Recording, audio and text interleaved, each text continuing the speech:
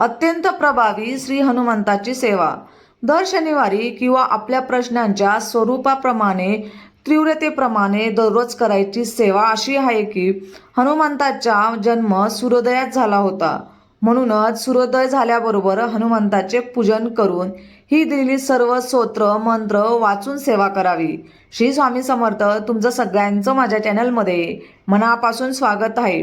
मारुतीच्या मंदिरात जाऊन मारुती रायासमोर रामरक्षा आवश्यक वाचावी व राम मंदिरात जाऊन मारुती स्तोत्र व नित्यसेवा ग्रंथातील हनुमंताची सर्व स्तोत्रे वाचावीत. रामासमोर हनुमानाची सेवा करावी व हनुमानाच्या समोर रामाची सेवा करावी असे रामायणातील दाखले देऊन आपले परमपूज्य श्री स्वामी समर्थ श्री गुरु माऊली नेहमीच हितगुज मार्गदर्शन करताना सांगत असतात. ह्या दिंडोरी प्रणीत मार्गातील नित्यसेवा ग्रंथातील मारुती स्तोत्र, हनुमान वंडवानल स्तोत्र, हनुमदविसा स्तोत्र, लांगुलास्त्र शत्रुजय स्तोत्र आणि पंचमुखी हनुमान कवच स्तोत्र हे अनेक विविध प्रकारच्या प्रश्नांवर रामबाण उपाय म्हणून उपयोगी आहे. तशी सेवा आहे तसे हनुमान चालीसा व बजरंग वाण स्तोत्र सुद्धा अतिशय त्वरित फळ देणारी अज्ञान शत्रूचे निवारण करणारी सेवा आहे. तुम्ही सगळ्यांनी ह्या सेवा करून बघा. खूप छान अनुभव येतं. तुमच्या मनातील सगळे जेही प्रश्न असतील किंवा तुम्हाला करणे बाधा झालेली असेल, तुमच्या घरामध्ये काही दोष असतील किंवा तुमच्या घरात तुम्हाला निगेटिव्ह एनर्जीचा भास होत असेल तर तुम्ही नक्की तुमच्या घरामध्ये हनुमान महाराजांचे हे स्तोत्र नक्कीच आवर्जून पठण करा. ज्या घरामध्ये हनुमानाची सेवा केली जाते त्या घरामध्ये खरंच कोणत्याही गोष्टीची कमी पडत नसते, हे तितकंच खरं आहे. प्रश्नांचे स्वरूप उदाहरणार्थ परीक्षेच्या अगोदर विद्यार्थ्यांना विनाकारण भीती वाटणे, कोर्ट कचेरीच्या कामात यश, कर्ज निवारण बाधा, खोटा आरोप येऊन आळ घेऊन तुरुंगवास झाला असेल, घरात भाऊबंदकीचा त्रास होऊन सतत वाद होत असतील तर घरात एकोपा राहावा म्हणून वादळ वारे थांबवण्यासाठी, विद्याभ्यासात यश मिळवण्यासाठी रामबाण सेवा रूपी औषधं म्हणजे ह्या सर्व स्तोत्रांचे त्या विविध प्रश्नांची समस्येसाठी पठन मनन व चिंतन करणे होय. विविधता स्तोत्रास संकल्प सोडून जर ही सेवा केली तर चिरंजीव देवता असलेले श्री हनुमान तात्काळ पावतात व हाकेस धावून येतात. हे अनुभव सिद्ध सत्य आहे असे आपले परमपूज्य श्री स्वामी माऊली गुरु माऊली आपल्या हितगुजमधून वारंवार सांगत असतात. आपण ती सेवा गुरुवाक्य म्हणजेच ब्रह्मवाक्य म्हणून केली पाहिजे, तरच अनुभूती प्रचिती येऊ शकते किंवा येते. आणि तुम्ही ह्या सगळ्या सेवा केल्यानंतर तुम्हाला खरोखर सांगते खूप सुंदर अनुभव तुम्हाला येतील आणि नक्कीच तुमच्या जे पण तुमचे प्रश्न असतील नक्कीच तुम्ही ह्या ग्रंथातले स्तोत्र नक्कीच पठण करा. परत एकदा सांगते की कोणकोणते स्तोत्र आहेत.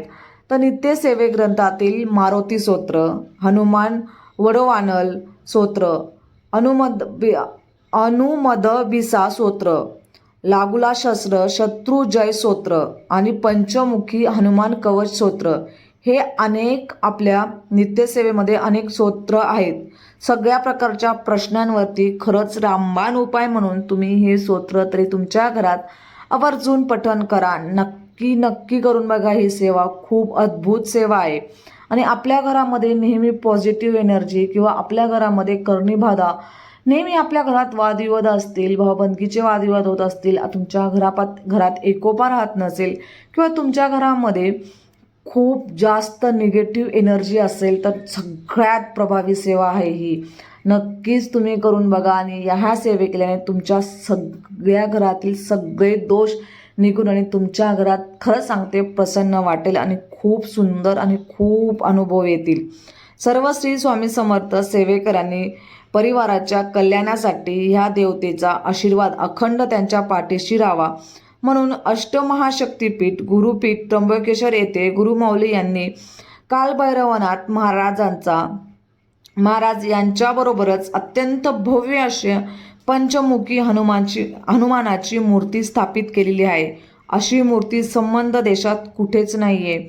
जर तुम्ही कधी गुरुपीठावरती जर गेले तर तिथं तुम्हाला माहितीच असेल, माझ्या बऱ्याच स्वामी भक्त गुरुपीठावरती नक्कीच गेलेले असेल. तिथं त्र्यंबकेश्वरला गुरुमाऊलींनी कालभैरवनाथांच्या शेजारी म्हणजेच कालभैरवांच्या बरोबरच अत्यंत भव्य अशी पंचमुखी हनुमानाची मूर्ती स्थापित केलेली आहे.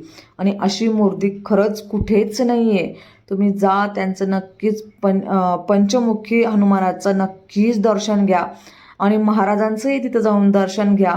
खूप छान अनुभव येत असतात आणि माझ्या सगळ्या स्वामी भक्तांना, माझ्या सगळ्या हनुमान भक्तांना खूप ह्या सेवा केल्यानंतर खूप छान अनुभव येतील, हे तर नक्कीच आहे.